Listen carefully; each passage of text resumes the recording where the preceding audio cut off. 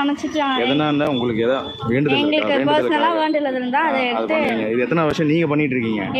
7 வருஷமா 7 வருஷமா பண்ணிட்டு இருக்கீங்களா? பண்ணிட்டு சாமி சாமி எல்லாரும் நல்லா இருக்கணும், நல்லபடியா மழை வந்து வராம இருக்கணும், நல்லபடியா விளக்கத்துல போயிட்டு சாமியை பார்க்கணும். எங்களுக்கு வந்து எப்படி சொல்றது, எல்லாத்தையும் நிறைவேற்றுறாரு, கேட்டதெல்லாம் அவருக்காக இருக்கணும்னு தோணுது.